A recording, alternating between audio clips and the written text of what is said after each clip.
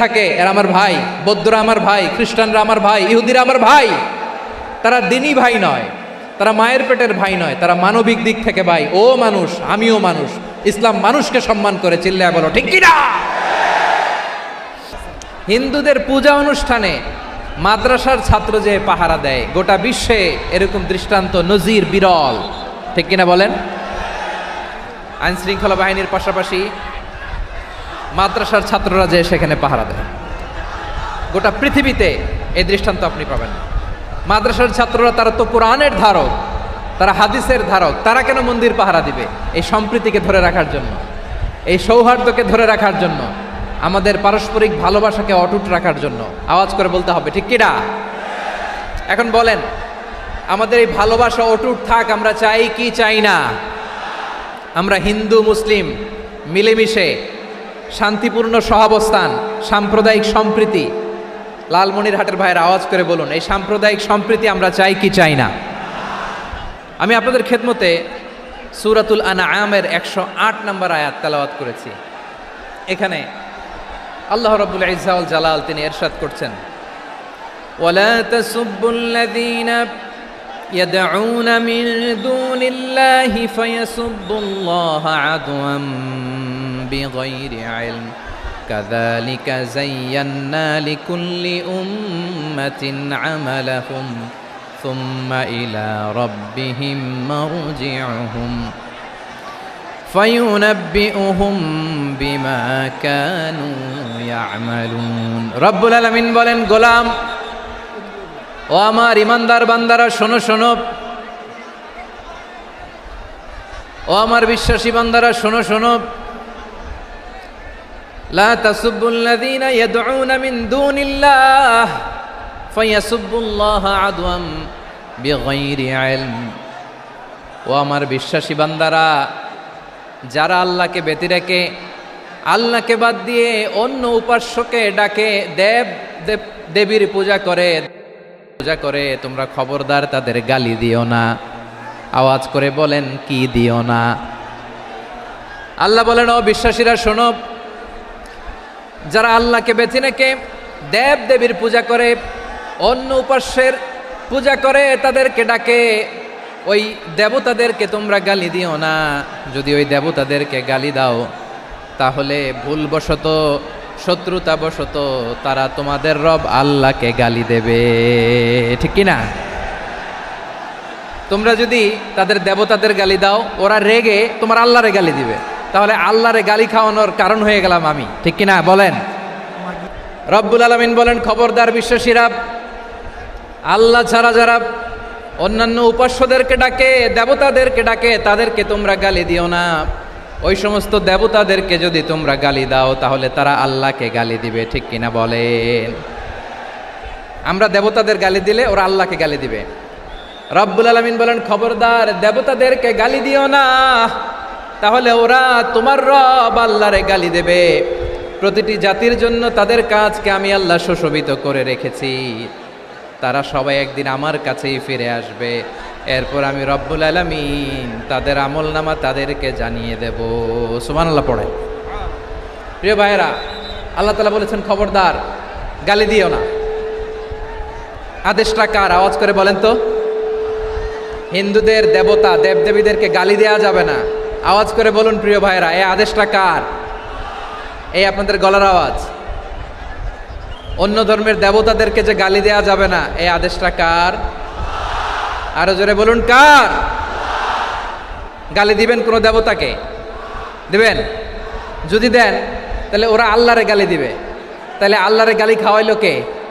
আপনি, ঠিক কিনা বলেন। আমি আল্লাহকে গালি খাওয়ানোর কারণ হলাম, কারণ আমি যদি গালি না দিতাম, ওরা আমার রবকে গালি দিত না। আওয়াজ করে বলেন ঠিক কিনা। তাহলে প্রিয় ভাইয়েরা, ইসলাম আমাদেরকে শিখায়, সূরাতুল আনআমের 108 নম্বর আয়াত থেকে আমরা বুঝলাম, কোনো ধর্মকে ছোট করা যাবে না। অন্য ধর্মকে ছোট করা মানে ইসলামকে ছোট করা। অন্য ধর্মের দেবতাকে গালি দেওয়া মানে আল্লাহকে গালি খাওয়ানো। আওয়াজ করে বলেন ঠিক কিনা। খবরদার, এটা করা যাবে না। আর অন্য ধর্মের দেবতাকে যদি আপনি গালি দেন, ওরা ইসলাম থেকে দূরে সরে যাবে। যাও ইসলামের প্রতি আকৃষ্ট হয়েছিল, আর কোনোদিন ইসলামের ধারে কাছে আসবে না। আওয়াজ করে বলেন ঠিক কিনা। এজন্য কখনো কোনোদিন অন্য ধর্মের দেবতাদেরকে গালি দেয়া যাবে না। অন্য ধর্মের কোনো দেবতাদেরকে আমরা গালি দিব না, গালি দিব না, বরং ইসলামের beauty, the beauty of Islam, ইসলামের সৌন্দর্যকে আমরা তুলে ধরব। আমরা যদি বিশ্বনবী সাল্লাল্লাহু আলাইহি ওয়াসাল্লামের জীবনের দিকে তাকাই, তাহলে আমি দেখব বিষ্ণু ইসা ইসলাম মক্কাতে কিংবা মদিনাতে অন্য ধর্মের লোকদের সাথে খুব পিসফুলি লাইফ লিড করেছেন। হোক মুশরিক, হোক খ্রিস্টান, হোক ইহুদি, বিশ্বনবী সবার সাথে মিলেমিশে ছিলেন। আলহামদুলিল্লাহ বলেন। ইসলাম হচ্ছে পিসফুল রিলিজিয়ান। অন্য ধর্মের প্রতি সহনশীলতার সবক ইসলাম আমাদেরকে দেয়। কিন্তু প্রতিটি মুসলিমের এটা মনে রাখতে হবে, আল্লাহর কাছে পছন্দনীয় গ্রহণযোগ্য ধর্ম, জীবনাদর্শ একটি, সেটা হচ্ছে ইসলাম। আওয়াজ করে বলেন, সেটা কি? লালমনিরহাটের ভাইয়েরা আওয়াজ করে বলুন, আল্লাহর কাছে মনোনীত ধর্ম একটি, সেটা কি? এজন্য রব্বুল আলামিন বলেন, ইন্নাদ-দীনা ইনদাল্লাহিল ইসলাম, আল্লাহর কাছে মনোনীত গ্রহণযোগ্য অ্যাকসেপ্টেড ধর্ম মতাদর্শ একটা, সেটা হলো ইসলাম। ইসলাম ছাড়া অন্য কোনো ধর্ম যদি কেউ তালাশ করে, তার ওই ধর্ম আল্লাহ গ্রহণ করবে না। ওমাই ইয়াবতাগি গায়রাল ইসলামি দীনান ফালাই ইউকবালা মিন ওয়া হুয়া ফিল আখিরাতি মিনাল খাসিরিন।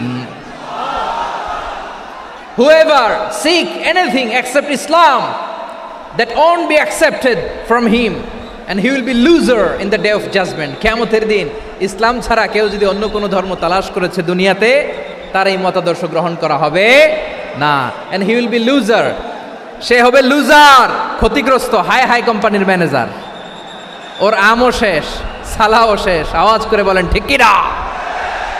এজন্য ইসলাম পেয়ে আমরা খুশি না বেজার? প্রত্যেক নামাজ শেষে আমরা আল্লাহরে বলি, আল্লাহ রাদিতু বিল্লাহি রাব্বা ওয়া বিল ইসলামি দীনা ওয়া বি মুহাম্মাদিন নাবিয়ান ওয়া রাসূলা। ও আল্লাহ, তোমারে রব হিসেবে পেয়ে আমরা খুশি। ও আল্লাহ, ইসলামকে ধর্ম হিসেবে পেয়ে আমরা খুশি। বিশ্বনবীকে আমাদের রাসূল পেয়ে আমরা খুশি। ঠিক কিনা বলেন? ইসলাম ছাড়া অন্য কোনো ধর্ম আমরা গ্রহণ করব না। ঠিক কিনা বলেন? আল্লাহর কাছে অ্যাকসেপ্টেড রিলিজিয়ান একটা, সেটা ইসলাম। তো বিশ্বনবী সাল্লাল্লাহু আলাইহি ওয়াসাল্লাম মক্কাতে কিংবা মদিনাতে খুব পিসফুলি এক্সিস্ট করেছেন, যে কোনো ধর্মের সাথে মিলেমিশে চলেছেন। তার প্রমাণ আমরা যদি রাসূল সাল্লাল্লাহু আলাইহি ওয়াসাল্লামের বায়োগ্রাফির দিকে তাকাই, তাহলে দেখব তিনি মুশরিকদের সাথে পিস ট্রিটি করেছেন, শান্তি চুক্তি, পিস ট্রিটি, পিস এগ্রিমেন্ট। আপনারা হুদাইবিয়ার সন্ধির নাম শুনেছেন? আমার লালমনিরহাটের কলিজার টুকরা ভাইয়েরা, হুদাইবিয়ার সন্ধির নাম আপনারা শোনেন নাই? 6ষ্ঠ হিজরিতে বিষ্ণু ঈসা ইসলাম মুশরিকদের সাথে এই ট্রিটি করেছেন, চুক্তি। কাদের সাথে? মুশরিকদের সাথে। আমরা তো মুসলমান বসতে পারি না, আমরা দুই মুসলিম ভাই একসাথে বসে চা খেতে পারি না, গল্প করতে পারি না। বিষ্ণু ঈসা ইসলাম মুশরিকদের সাথে ট্রিটি করেছেন, হুদাইবিয়ার সন্ধি। এই সন্ধির আগে মক্কা থেকে কেউ মদিনায় যেতে পারে না, মদিনা থেকে কেউ মক্কায় যেতে পারে না। কিন্তু এই সন্ধির পরে ট্রাফিক স্বাভাবিক হয়ে গেল।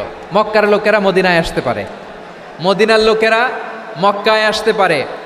এটাকে বলে সুলহে হুদাইবিয়া, the peace agreement of Hudaibiya, শান্তি চুক্তি। আমরা পৃথিবীতে এখন অনেক শান্তি চুক্তির নাম শুনি, এগুলো সব the piece treaty of Hudaibiya থেকে কপি করা। আল্লাহু আকবার। তাহলে বিশ্বনবী সাল্লাল্লাহু আলাইহি সাল্লাম তিনি যে শান্তিপূর্ণ সহাবস্থানে বিশ্বাসী ছিলেন,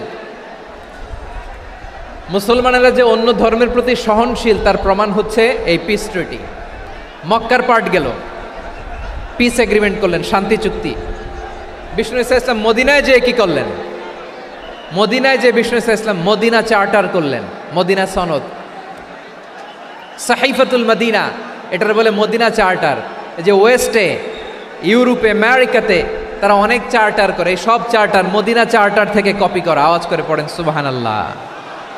বিষ্ণু ঈসা ইসলাম মদিনায় গেলেন, মদিনাতে মুসলিম, মুশরিক, ইয়াহুদি, এই 3 ধর্মের লোক মিলে সব স্টেক হোল্ডার যারা আছে সবাইকে নিয়ে বিষ্ণু ঈসা ইসলাম মদিনা চার্টার করলেন, মদিনা সনদ। পড়েন সুবহানাল্লাহ।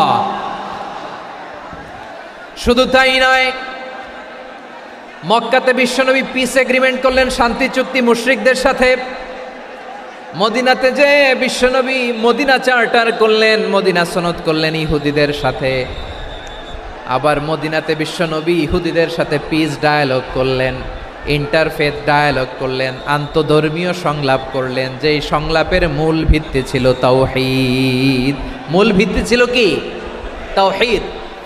বিশ্বনবী ইহুদিদেরকে ডাকলেন, আহ্বান করলেন, কুল ইয়া আহলাল কিতাবি তাআলাউ ইলা কালিমাতিন সাওয়াইন বাইনানা ওয়া বাইনাকুম আল্লা না'বুদা ইল্লাল্লাহ ওয়া লা নুশরিকা বিহি শাইআন ওয়া লা ইয়াত্তাখিযা বা'দুনা বা'দান আরবাবাম মিন দুনিল্লাহ فإن تولوا فقولوا اشهدوا بأننا مسلمون সুবহানাল্লাহ পড়েন। বিশ্বনবী মদিনার ইহুদিদের ডেকে বললেন, ও ইহুদিরা শোনো শোনো, আসো এমন একটা আদর্শের প্রশ্নে আমরা একত্রিত হই, যে আদর্শের প্রচার তোমাদের নবীরাও করেছে, আমিও করি, যে আদর্শের কথা তোমাদের পবিত্র ধর্মগ্রন্থগুলোতে আছে, আমার কোরআনেও আছে, সেটা হলো তাওহীদ। আমরা এক আল্লাহ ছাড়া কারো ইবাদত করব না, আল্লাহর সাথে কাউরে শরীক করব না, আল্লাহ ছাড়া কাউরে রব মানব না। পড়েন সুবহানাল্লাহ। তাহলে আমার প্রিয় লালমনিরহাটের ভাইরা, মদিনাতে যেয়ে তিনি মদিনা চার্টার করলেন, মদিনা সনদ, পিস ডায়ালগ করলেন, শান্তির সংলাপ, ইন্টারফেথ ডায়ালগ করলেন, আন্তধর্মীয় সংলাপ, যার ভিত্তি ছিল তাওহীদ। সুবহানাল্লাহ পড়েন। তাহলে অন্য ধর্মের প্রতি সব সময় ইসলাম সহনশীল, টলারেন্স। যদি আপনি দেখতে চান ইসলামের নবী বিশ্বনবীর দিকে তাকান, ঠিক কিনা বলেন? আমরা তো সংখ্যালঘুদের রাইটস প্রোটেক্ট করার জন্য কত আইন বানাই, কত বৈঠক করি, কত সংবাদ সম্মেলন করি। বিশ্বনবী সাল্লাল্লাহু আলাইহি ওয়াসাল্লাম সংখ্যালঘুদের রাইটসের ব্যাপারে, অধিকারের ব্যাপারে যে কথা বলেছেন, শুনলে আপনি অবাক হয়ে যাবেন। বিশ্বনবী বলেন, আলা মান যালামা মুআহাদান আও ইনতাকাসাহু আও কাল্লাফাহু ফাওকা তাআতিহি আও কাল্লাফাহু ফাওকা তাকাতিহি আও আখাযা মিনহু শাইআন বিগাইরি তিবি নাফসিন ওয়া আনা হাজিজুহু ইয়াউমাল কিয়ামা। খবরদার, জেনে রাখো, কেউ যদি কোনো সংখ্যালঘুর উপরে অত্যাচার করে, কোনো সংখ্যালঘুর প্রাপ্য থেকে যদি কেউ কাউকে ঠকায়, সংখ্যালঘুর উপর যদি কেউ কষ্ট দেয়, কোনো সংখ্যালঘুর সম্পদ যদি কেউ জোর করে কেড়ে নেয়, আমি কিয়ামতের দিন বিশ্বনবী ওই সংখ্যালঘুর পক্ষে আর ওই মুসলমানদের বিপক্ষে বাদী হয়ে দাঁড়াবো। সুবহানাল্লাহ বলতে পারলেন না? আল্লাহু আকবার। আপনি নামাজি, আপনি মুসল্লি, আপনি হাজী সাহেব, তাহাজ্জুদ পড়তে পড়তে কপালে দাগ ফেলে দিছেন, আপনার প্রতিবেশী হিন্দু, ভাবছেন আমার তো পাওয়ার আছে, ওর জমিটা দখল করি। বিশ্বনবী বলেন, কিয়ামতের দিন ওই হিন্দুর পক্ষে তোর বিরুদ্ধে আমি বাদী হয়ে দাঁড়াবো। পৃথিবীর কোন ধর্মে এরকম স্টেটমেন্ট পাবেন? পাবেন? আপনি ভাবছেন আপনি নামাজ পড়লে হাজী সাহেব কপালে দাগ ফেলায় দিলে আপনি সেলসেলায় জান্নাতে চলে যাবেন না? খবরদার। বিশ্বনবী বলেন, কোন সংখ্যালঘুর উপর যদি কেউ আক্রমণ করে, তার প্রাপ্য তাকে না দিয়ে যদি তাকে ঠকায়, তার উপর জুলুম করে, তার সম্পদ যদি কেড়ে নেয়, আমি নবী, তুমি মুসলিম হইতে পারো, মুসল্লি হইতে পারো, তার পক্ষে তোমার বিপক্ষে আল্লাহর দরবারে বাদী হয়ে দাঁড়াবো। আচ্ছা লালমনিরহাটের ভাইরা, কথা বুঝতে পারলে আওয়াজ করে উত্তর দেন। বিশ্বনবী যদি কারো বিপক্ষে দাঁড়ায় কিয়ামতের দিন, আই রিপিট, আমি আবারও বলছি, বিশ্বনবী যদি কিয়ামতের দিন কারো বিপক্ষে দাঁড়ায়, ও তো সেলসেলায়া জান্নাতি, তাই না? জান্নাতি না? যে নবীর সুপারিশ ছাড়া জান্নাতের গেটও দেখা যাবে না, ওই নবী যদি বলে তোর বিপক্ষে আমি বাদী হয়ে দাঁড়াবো, ওই জান্নাতে আর ঢোকার কোনো সুযোগ আমাদের থাকবে? এখানেই শেষ না আমার প্রিয় লালমনিরহাটের ভাইয়েরা, এখানেই শেষ নয়। বিশ্বনবী বলেন, মান কাতালা মুআহাদান, বুখারীর বর্ণনা, মান কাতালা মুআহাদান লাম ইয়ারাহ রাইহাতাল জান্নাহ। কেউ যদি, কোনো মুসলিম যদি অন্যায়ভাবে কোনো সংখ্যালঘুকে হত্যা করে, কোনো হিন্দুকে হত্যা করে, কোনো বৌদ্ধরে হত্যা করে, অন্যায়ভাবে কোনো মুসলিম যদি কোনো সংখ্যালঘুরে হত্যা করে জান্নাতে যাওয়া তো দূরের কথা, ওই মুসলিম জান্নাতের ঘ্রাণও পাবে না। সেই বুখারীর বর্ণনা, মান খাতালা মুআহাদান লাম ইয়ারাহ রাইহাতাল জান্নাহ ওয়া ইন্না রিহাহা লা ইউজাদু মিন মাসিরাতি 40 আমা, যে জান্নাতের ঘ্রাণ 40 বছর দূরের রাস্তা থেকেই পাওয়া যায়। সুবহানাল্লাহ পড়েন।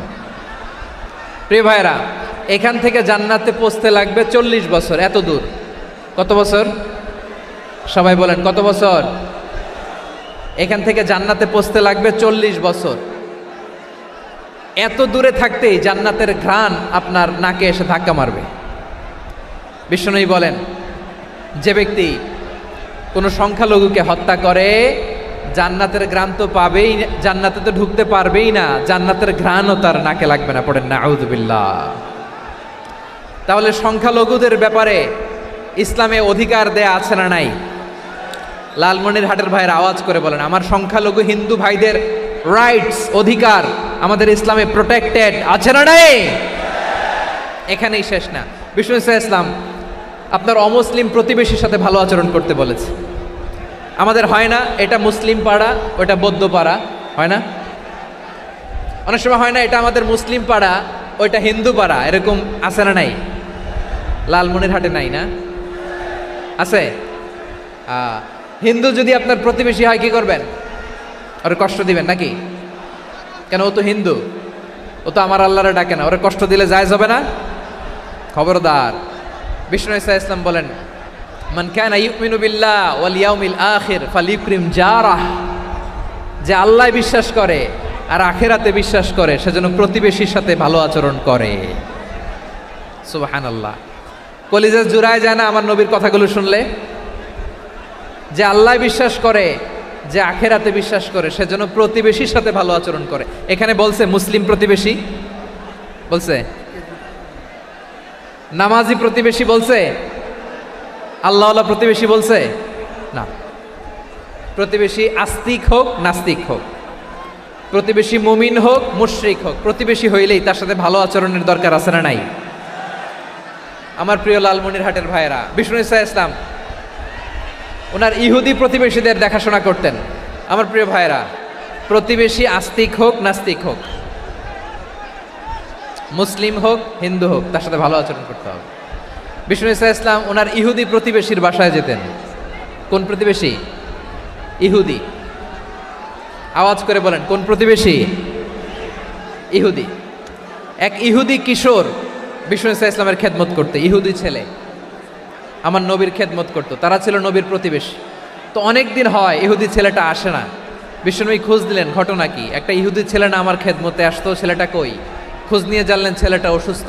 বিষ্ণু ইসলাম ওই ইহুদির বাড়িতে চলে গেলেন ওই ছেলেটাকে দেখা করার জন্য, ভিজিট করার জন্য। সুবহানাল্লাহ পড়বেন না? গেলেন, যে দেখে ইহুদি ছেলেটা মুমূর্ষ, যান যায় যায় ভাব, বিছানায় পড়ে আছে, তার বাবা দাঁড়ানো। বিশ্বনবী তার মাথার পাশে বসলেন, মাথায় হাত বুলিয়ে দিলেন, আর ছেলেটাকে বললেন, আসলিম, হে ইহুদি ছেলে, আসলিম, ইসলাম ধর্ম গ্রহণ করো। তো ছোট্ট ছেলে ভাবে আমরা ইহুদি, এখন ইসলাম ধর্ম গ্রহণ করলে আব্বা যদি বকা দেয়। ফানাযারা ইলা ওয়াজহি আবি, ছেলেটা তার বাবার চেহারার দিকে তাকালো, দেখি আব্বা কি কয়। আব্বা যদি বলে তাইলে ইসলাম ধর্ম গ্রহণ করবে। ইহুদি ছেলেটা তার বাবার দিকে যখন তাকালো, ওর বাবা বলে, আতি আবুল কাসিম, আবুল কাসিম যা বলে তাই করো।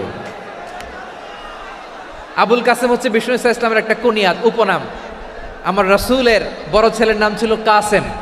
যেমন দেখবেন আমাদের এলাকায় কারো বড় ছেলের নাম যদি হয় আব্দুল্লাহ, এরা আব্দুল্লাহর বাপ বলে ডাকে।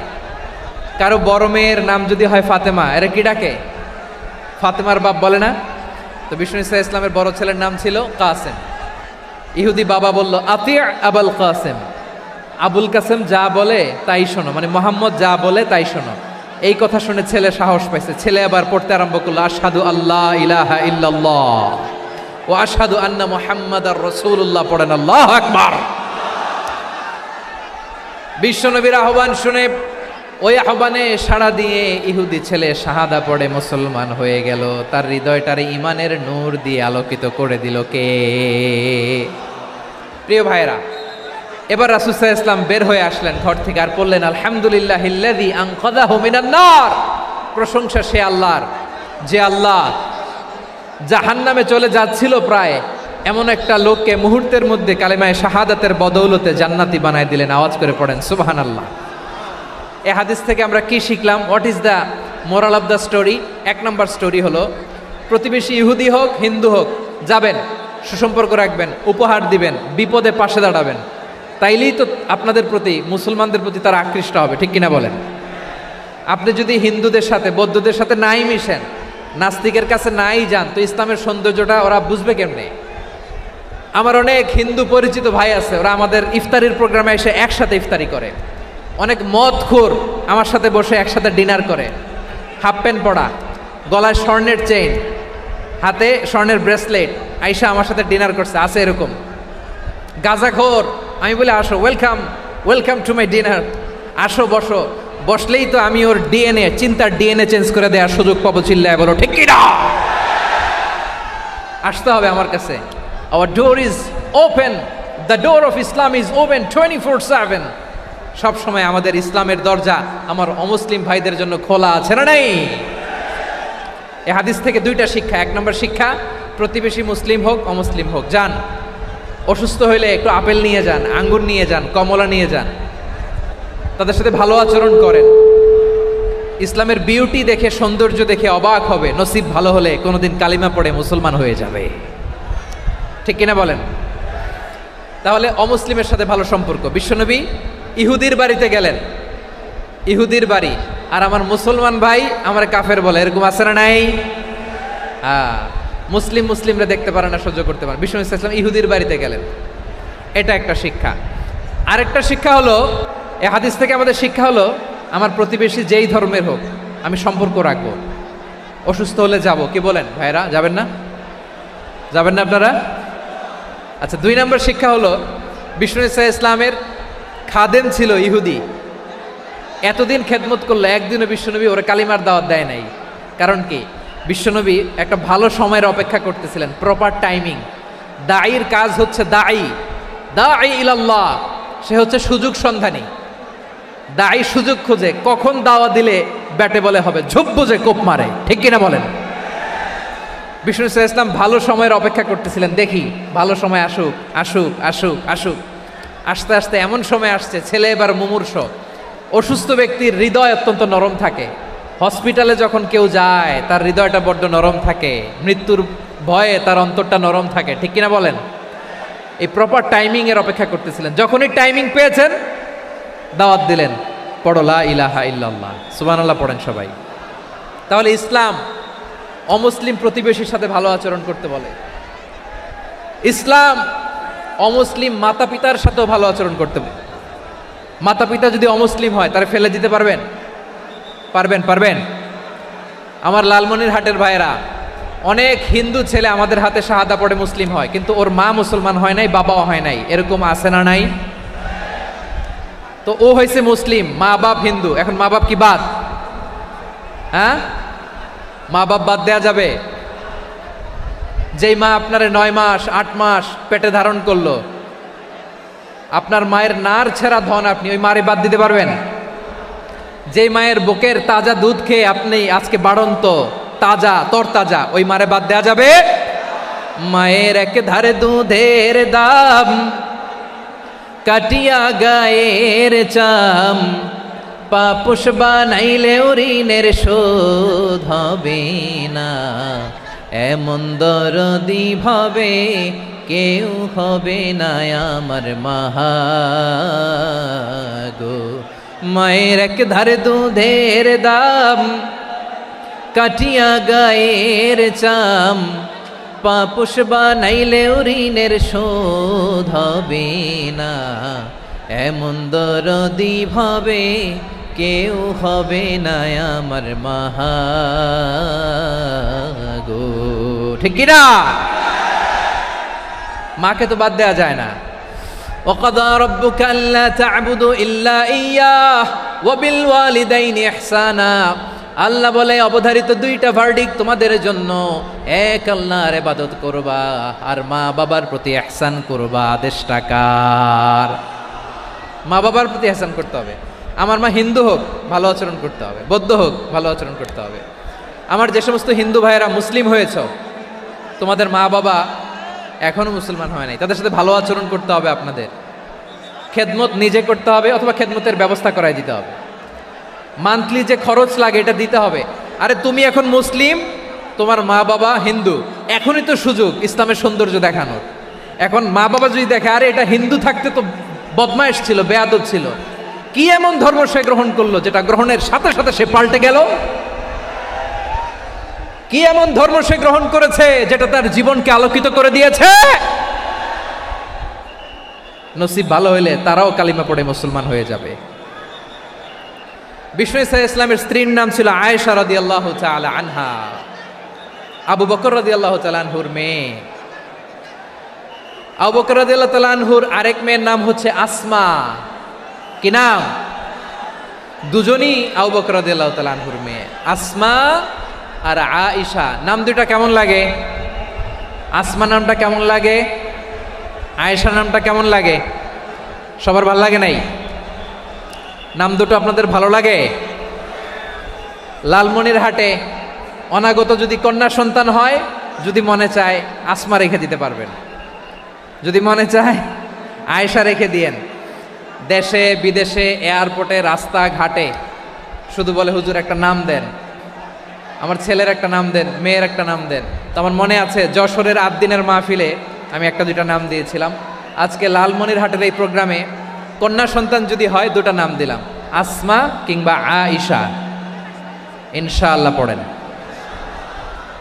দুজন বোন, এক মায়ের না, বাবা এক মা দুজন। আয়েশা রাদিয়াল্লাহু তাআলা আনহার মায়ের নাম উম্মে রুমান, আর আসমা রাদিয়াল্লাহু তাআলা আনহার মায়ের নাম কুতাইলা বিনতে আব্দুল উজ্জা। আবু বকর রাদিয়াল্লাহু তাআলা আনহু 4টা বিয়ে করেছিলেন।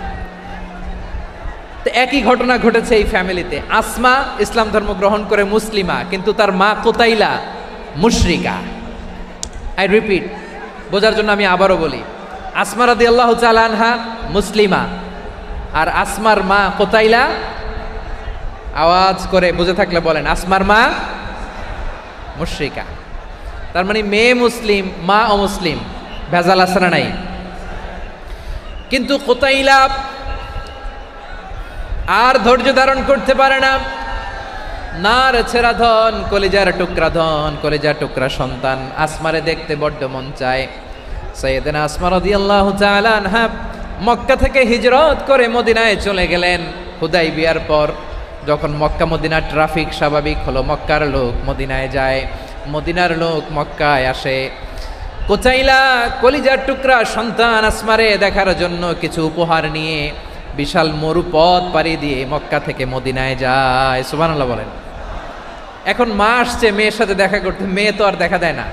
মেয়ে ভাবছে আমার মা তো মুশরিকা, অপবিত্রা, তার সাথে কি দেখা দেয়া যাবে? বিশ্বনবীর দরবারে চলে গেলেন। সুবহানাল্লাহ বলেন। কি সৌভাগ্যবান ছিল তারা, মাসলা জানার দরকার হলেই নবীর দরবারে চলে যেত। ঘরে বউয়ের সাথে ঝগড়া হলে নবীর দরবারে চলে যেত। অনেক সাহাবী বলে আমার পেটে ক্ষুধা লাগলো আমি নবীর কাছে চলে যেতাম, কারণ নবীর চেহারার দিকে তাকালেই আমার পেটের ক্ষুধা মিটে যেত।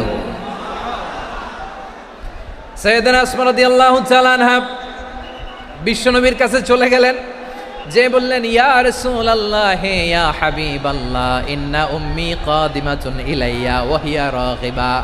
আমার মা মক্কা থেকে অনেক দূর মরুর পথ পাড়ি দিয়ে উপহার সামগ্রী নিয়ে মদিনায় আমার সাথে দেখা করতে এসেছে গো নবী। আমার জানতে বড্ড ইচ্ছে হয় আমি আমার মুশরিকা মায়ের সাথে একটু দেখা করতে পারবো কিনা। আফা আসিলুহা, আগে যেমনি আমি আমার মায়ের সাথে ভালো আচরণ করতাম, যেমনি আমি আমার মায়ের সাথে সদাচরণ করতাম গো নবী, এখন আমি মুসলিমা মা মুশরিকা, এখনো কি আগের মতো সদাচরণ করতে পারবো নাকি? বিশ্বনবী বললেন নাম সিলিহা, হ্যাঁ রে আসমা, অবশ্যই অবশ্যই, আগে ঠিক যেমন তুমি তোমার মায়ের সাথে ভালো আচরণ করতে এখনো তেমনি আগের মতো ভালো আচরণ করবা। আওয়াজ করে পড়েন সুবহানাল্লাহ। কি ইসলাম আমরা পেয়েছি! কত ব্রড মাইন্ডেড আমাদের ইসলাম, কত ওপেন মাইন্ডেড ইসলাম, কত ওপেন আপ করতে পারে, চিন্তা করতে পারেন। বিষ্ণু বললেন হ্যাঁ অবশ্যই, নাম সুলিহা, আগে যেমনি ভালো আচরণ করছো আসমা এখন ওইরকমই করো, পারলে আরো বাড়াই করো, সুবহানাল্লাহ বলেন। তাহলে আমার যে হিন্দু ভাইয়েরা, হিন্দু বোনেরা, ইমানের বদৌলতে দৌলতে আপনি ধন্য হয়েছেন, আপনার আম্মা আব্বা এখনো মুসলমান হয় নাই, তাদের জন্য দোয়া করেন, তাদের জন্য দোয়া করেন, আল্লাহ যেন তাদেরকেও ইমানের দৌলত দান করে। আমরা সবাই পড়ি আমিন, আরো জোরে পড়েন আমিন। এখন বলেন, ইসলাম কি ন্যারো মাইন্ডেড রিলিজিয়ান না ব্রড মাইন্ডেড? লালমনিরহাটের যুবক ভাইরা আওয়াজ করো, ইসলাম কি ন্যারো মাইন্ডেড না ব্রড মাইন্ডেড? কতটা ব্রড মাইন্ডেড দেখেন। বিশ্বনবী সাল্লাল্লাহু আলাইহি সাল্লাম অমুসলিমরা যদি নবীকে উপহার দিত, ওই উপহারও বিশ্বনবী গ্রহণ করতেন, সুবহানাল্লাহ পড়েন। আপনার অমুসলিম বন্ধু যদি উপহার দেয়, সেটাও আপনি নিতে পারবেন, যেটা নেওয়া জায়েজ। কিন্তু আপনার বন্ধু যদি আপনার মদের বোতল দেয়, নিতে পারবেন? হ্যাঁ, মদের বোতল দিলে পারবেন না। আপনার বন্ধু যদি আপনার পর্ক দেয়, পর্ক, শূকরের গোশত মিশ্রিত কোনো খাবার, ওটা নিতে পারবেন না। হালাল যে কোনো জিনিস নিতে পারবেন। বিশ্বনবী সাল্লাল্লাহু আলাইহি ওয়াসাল্লাম অমুসলিমদের দেয়া হাদিয়া গ্রহণ করতেন। কেমন নবী ছিলেন? আমার নবীরে চিনে নেন, আমার নবীর অ্যাটিটিউড জেনে নেন। বিশ্বনবী সাল্লাল্লাহু আলাইহি ওয়াসাল্লাম যখন কোনো জনপদে যেতেন, 3টা অপশন নিয়ে যেতেন। প্রিয় ভাইয়ের আওয়াজ করে বলতে হবে, কোনো জনপদে গেলে আমার নবীর অপশন থাকতো কয়টা? আমার মতো 3 আঙ্গুল উঁচু করে দেখান আর বলুন, আমার নবী কোনো জনপদে গেলে কয়টা অপশন নিয়ে যেতেন? 1 নাম্বার অপশন, আসলিম তাসলাম। নতুন এলাকায় গেলে বলতেন আসলিম তাসলাম, ইসলাম ধর্ম গ্রহণ করো, শান্তিতে থাকবা, আমার ভাই হয়ে যাবা, আমরা ভাই ভাই। ইসলাম মানো, আমরা ভাই ভাই। অপশন নাম্বার কত? 1। যদি বলে না ইসলাম মানবো না, ওকে, অপশন নাম্বার 2, মুসলিম হওয়ার দরকার নাই, লা ইকরাহা ফিদ্দিন, ইসলামে কোনো বাড়াবাড়ি নাই। খ্রিস্টান আছো থাকো, বৌদ্ধ আছো থাকো, ইহুদি থাকতে চাও থাকো, কিন্তু আমরা যেহেতু রিজিওনাল সুপার পাওয়ার, আমাদের আন্ডারে থাকো, ট্যাক্স দিয়া থাকো, এটার বলে জিজিয়া। আলেম যারা আছেন বুঝবেন, এটার আরবিতে কি বলে? জিজিয়া। You pay us the tax, we will give you the security. তোমরা ট্যাক্স দিবা, আমরা সিকিউরিটি দিব, আমাদের আওতায় থাকবা, কেউ তোমাদেরকে আক্রমণ করতে পারবে না, আমরা নিরাপত্তা দিব, সুবহানাল্লাহ বলেন। এটা অপশন নাম্বার কত? আচ্ছা, বুঝে থাকলে বলেন, 1 নাম্বার অপশন কি ছিল? ইসলাম। ইসলাম মানো, শান্তিতে থাকবা, ভাই ভাই, আমরা ভাই ভাই। অপশন নাম্বার 2, ট্যাক্স দাও, আমরা নিরাপত্তা দিব, মুসলিম হওয়া লাগবে না। এখন 1 নাম্বারও মানে না, 2 নাম্বারও মানে না, মুসলিম হবো না, ভালো, খ্রিস্টান থাকো, ট্যাক্স দাও, আমরা সিকিউরিটি দিব না, এইটাও মানি না। বিষ্ণু বলেন, তাহলে তলোয়ার আমাদের আর তোমাদের মাঝে ফয়সালা করবে। মুসলিমও হবো না, ট্যাক্স দিবা, নিরাপত্তা দিব, আমরা সুপার পাওয়ার, আমাদের আন্ডারে থাকবে, এইটাও না। তাহলে তোমাদেরকে তো আমরা বিশ্বাস করতে পারি না, কখন না কখন বিশ্বাসঘাতকতা করো, কার সাথে মিলে হাত মিলাও, তলোয়ার আমাদের মাঝে ফয়সালা করবে। তখন তিনি জেহাদের সশস্ত্র সংগ্রামের ঘোষণা দিতেন, সুবহানাল্লাহ পড়েন। দেখেন, পশ্চিমারা জেহাদকে এইভাবে চিত্রায়িত করে না। ওরা জেহাদ বলতে বোঝায় তলোয়ার, হাত কাটো, গলা কাটো, না। জেহাদ সশস্ত্র সংগ্রাম 3 নম্বরে। অধিকাংশ ক্ষেত্রেই বিশ্বনবীর সুন্দর আচরণ দেখে, আরে আমার নবীর যে নুরানি চেহারা, অনেকে তো কেবল সিরেফ চেহারাটা দেখেই কালিমা পড়ে মুসলমান হয়ে গিয়েছে। যারা মুসলিম হয় নাই, তারা তাদের ইসলামেই বলবৎ ছিল, ট্যাক্স দিয়ে ইসলামের আন্ডারে ছিল। যারা এটাও মানে নাই, ওইটাও মানে নাই, তাদের বিরুদ্ধে জেহাদ। বিশ্বনবী ইসলাম 7ম হিজরিতে যখন খায়বার বিজয়ের পরে ইসলাম রিজিওনাল সুপার পাওয়ার হিসেবে আত্মপ্রকাশ করলো, বিশ্বনবী চিঠি লিখলেন অন্যান্য সুপার পাওয়ারের কাছে, রাষ্ট্রীয় চিঠি লেখে এক রাষ্ট্রপ্রধান আরেক রাষ্ট্রপ্রধানের কাছে, ঠিক কিনা বলেন? জানেন না আপনারা?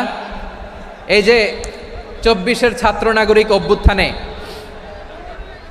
এই অভ্যুত্থান যখন শুরু হয়, আমি তখন সাউথ আফ্রিকাতে, একটা স্ট্যাটাস দিয়েছিলাম, কোটা নয় গোটা দেশ সংস্কার করা লাগবে। শুধু বাংলাদেশ নয়, সারা বিশ্বের বাংলা ভাষাভাষী লোকেরা এই আন্দোলনের সাথে সমর্থন তারা করেছে, এটাকে সাপোর্ট করেছে, তারা সমর্থন দিয়েছে। আমাদের ইউনাইটেড আরব আমিরাতের বাংলাদেশি ভাইয়েরা, তারা সেখানে রাস্তায় নেমে এসেছিল, জানেন?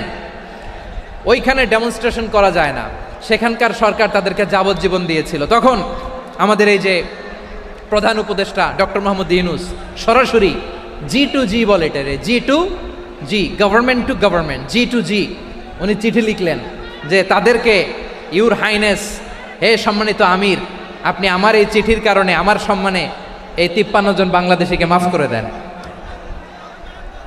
এই চিঠির বদৌলতে বেকসুর খালাস পেয়ে গিয়েছিল আমাদের ভাইরা, জানেন না এই ঘটনা আপনারা? তাহলে গভর্নমেন্ট টু গভর্নমেন্ট চিঠি দেওয়া হয়। সপ্তম হিজরিতে বিষ্ণু ইসলাম সব সুপার পাওয়ারের কাছে চিঠি দিলেন, রোমান সম্রাটের কাছে, পারস্য অধিপতির কাছে, মিশরের অধিপতির কাছে, সবার কাছে চিঠি লিখলেন। চিঠির ভাষা ছিল এরকম, মিন মুহাম্মাদিন রাসূলিল্লাহ ইলা মুকাউকিস আযীমিল কিবত, মুহাম্মদ রাসূলুল্লাহর পক্ষ থেকে মিশরের বাদশার কাছে, আসলিম তাসলাম, ইসলাম মানো শান্তিতে থাকবা, সালামুন আলা মান ইত্তাবা আল হুদা, শান্তি তার জন্য যে হেদায়েতের অনুসরণ করে। সুবহানাল্লাহ পড়েন। তো এই চিঠি অনেকে ভালোভাবে রিসিভ করেছে, অনেকে এই চিঠি পাওয়ার পরে নবীর কাছে আবার ইন রিটার্ন উপহার পাঠিয়েছে। কি পাঠিয়েছে? উপহার। মিশরের বাদশাহ মুকাউকিস তিনি বিশ্বনবীকে বিশাল এক উপহারের ডালি পাঠিয়েছেন। মিশরের বাদশাহ মুকাউকিস ছিলেন ধর্মে খ্রিস্টান। লালমনিরহাটের ভাইয়েরা আওয়াজ করে বলেন, মিশরের বাদশাহ ধর্মে কি ছিল? খ্রিস্টান। কি উপহার দিয়েছিল আমার নবীকে? শুনতে মনে চায়? আওয়াজ নাই লালমনিরহাটের গলায়, শুনতে মনে চায়? 1000 স্বর্ণ মুদ্রা, 1000 স্বর্ণ মুদ্রা। 2টা খ্রিস্টান দাসী, একজনের নাম মারিয়া বিনতে শামউন আল কিবতিয়া, আরেকজনের নাম সিরিন বিনতে শামউন আল কিবতিয়া। একজন খ্রিস্টান দাস 20 থান কাপড় জামা বানানোর জন্য, আমরা নবী যেন সেলাই করে জামা বানাতে পারে এজন্য 20 থান কাপড়, 20 থান ফাইন গার্মেন্ট। সুবহানাল্লাহ পড়বেন না? এরপরে একটা গাধা যেটার নাম ছিল উফাইর, আর একটা খচ্চর, এটার নাম ছিল দুলদুল। খচ্চর চিনেন? গাধা আর ঘোড়ার ক্রসিংয়ে যে প্রাণীটা দুনিয়াতে আসে ওটার খচ্চর বলে। তো এই যে সুপার পাওয়ার খ্রিস্টান বাদশার কাছে নবী চিঠি লিখলেন, ওই খ্রিস্টান বাদশাহ আমার নবীকে উপহার দিল। বিশ্বনবী এই উপহারগুলো সানন্দে গ্রহণ করেছে। সুবহানাল্লাহ পড়বেন না? তাহলে অমুসলিম কেউ যদি আপনাকে উপহার দেয়, হালাল উপহার হলে আপনি গ্রহণ করতে পারবেন। অনুরূপভাবে পারস্যের বাদশাহ, রোম সম্রাট বিশ্বনবীকে উপহার পাঠিয়েছেন। আমার নবী সবগুলো উপহার গিফট গ্রহণ করেছেন। সুবহানাল্লাহ বলেন। তাহলে প্রিয় লালমনিরহাট আওয়াজ করে বলুন, ইসলাম কি ন্যারো মাইন্ডেড রিলিজিয়ন না ব্রড মাইন্ডেড?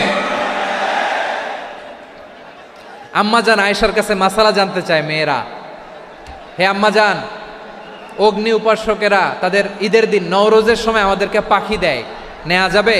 উনি বললেন, ওরা জবাই করে দিলে নেওয়া যাবে না, কিন্তু ওরা যদি ফলমূল এরকম খাবার দেয় এগুলো নেওয়া যাবে। তার মানে অমুসলিমদের দেয়া উপহার এটা গ্রহণ করা যায়। সুবহানাল্লাহ বলেন। শুধু তাই নয়, বিষ্ণু ঈসা ইসলাম অমুসলিমদের সাথে আর্থিক লেনদেনও করেছেন, ফিনান্সিয়াল ডিলিং করেছেন। অমুসলিমদের সাথে প্রয়োজনে আপনি ফিনান্সিয়াল ডিলিং করতে পারবেন। আমরা প্রায় দেখি বাজারের মিষ্টির দোকানগুলো আমার হিন্দু ভাইদের। লালমনিরহাটে মিষ্টির দোকান, দইয়ের দোকান কারা চালায়? হিন্দুরা চালায় না। তারপরে যে বারবার শপ, চুল কাটে যে নাপিত, অধিকাংশ নাপিতের দোকানে কারা? আমার হিন্দু ভাইরা। তা আপনি চুল কাটতে পারবেন কিনা? পারবেন কিনা বলেন? পারবেন। তার দোকান থেকে দই মিষ্টি কিনতে পারবেন কিনা? হ্যাঁ, আমার মুসলিম ভাইয়ের দোকান থাকলে ওইটারে আমি বেশি প্রায়োরিটি দিব, ঠিক কিনা? কিন্তু যদি তাদের সার্ভিস নিতে চান, প্রোডাক্ট নিতে চান, পারবেন। তার দলিল সহিহ বুখারী, আম্মা জান আয়েশা রাদিয়াল্লাহু তাআলা আনহা বলেন, ইশতারা রাসূলুল্লাহ সাল্লাল্লাহু আলাইহি ওয়াসাল্লাম মিন ইয়াহুদিন তুআমান ওয়া রাহানাহু দিরআহু মিন হাদিদ। রাসূল সাল্লাল্লাহু আলাইহি ওয়াসাল্লাম এক ইহুদির কাছ থেকে, কার কাছ থেকে? সবাই বলে নাই, কার কাছ থেকে? আমার নবী, পেয়ারা নবী এক ইহুদির কাছ থেকে জব কিনেছিল। জব, বার্লি, যেটা দিয়ে রুটি বানায়।